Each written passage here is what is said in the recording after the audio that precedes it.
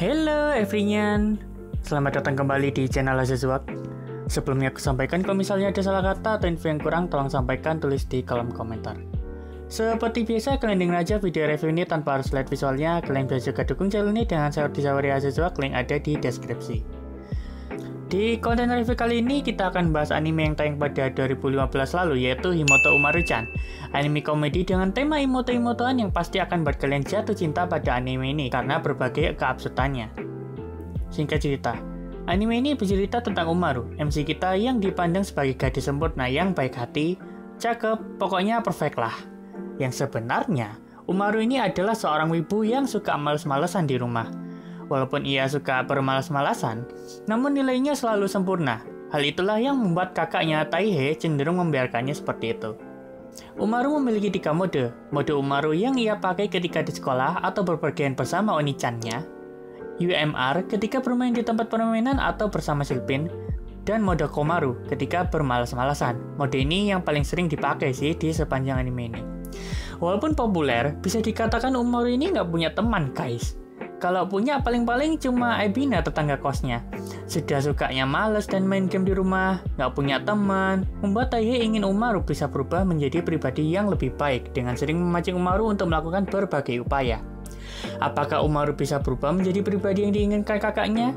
Kenapa Umaru sampai memiliki 3 mode skala di kehidupannya? Bagaimana cara Umaru menyeimbangkan kehidupan pribadinya yang suka malas dengan kehidupan normalnya sebagai siswa SMA? Dan apakah Umaru akhirnya bisa mendapatkan teman walaupun ia sendiri cenderung antisosial? Apakah anime ini cukup recommend ditonton? Ya, buat kalian yang suka cerita dengan tema Oni-chan imoto-imotoan, anime ini sangat aku rekomendasikan untuk kalian. Yang buatku suka dengan anime ini yang pertama alur ceritanya yang lucu dan nggak bosenin.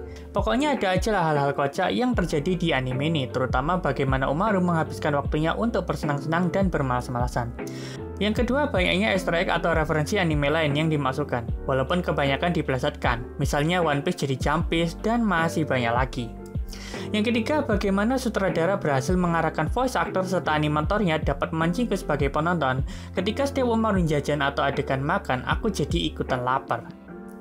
Yang keempat, backsoundnya yang pas banget di berbagai adegan. Yang kelima, openingnya, terutama lagunya, lucu banget. Yang kurang gue suka dari anime ini yang pertama, kadang beberapa scene tertentu cuma gambar diam yang gerakannya geser doang.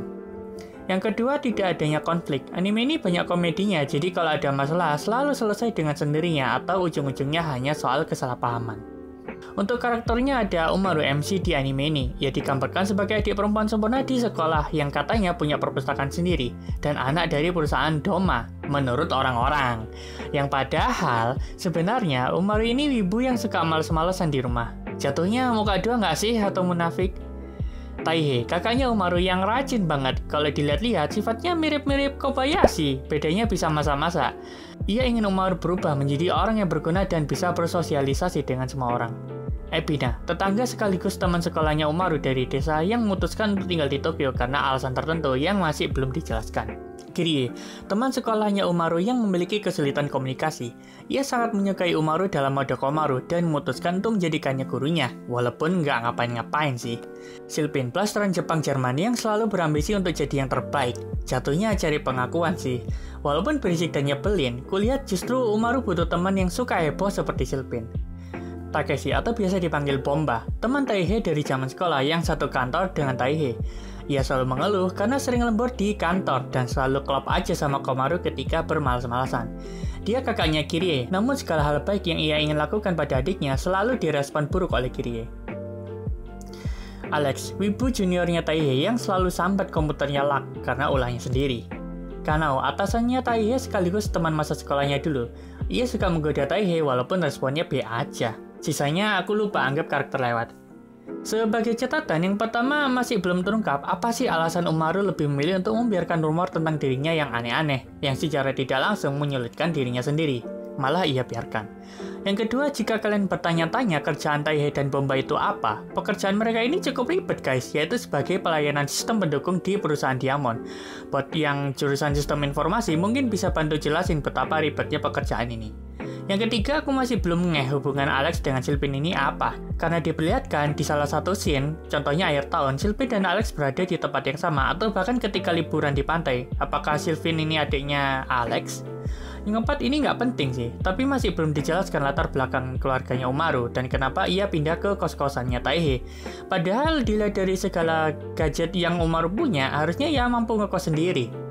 Yang kelima, aku harap akan ada konflik yang membuat Umaru sedikit berubah, terutama pandangannya kepada kakaknya yang selalu ia remehkan. Karakter baru kayak yang menimbulkan rasa persaingan.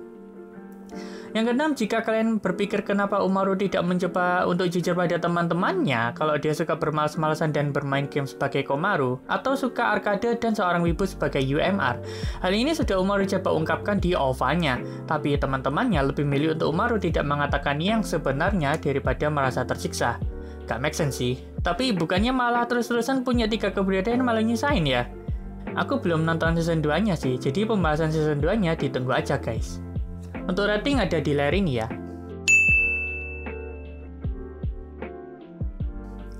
Gimana, sudah selesai ngerjain tugasnya? Sudah selesai dengan yang kalian sekarang? Good. Jangan lupa subscribe channel ini biar segera dapat AdSense, jangan lupa like, komen, barangkali kalian mau request bahas apa di next video. Thank you everyone, bye.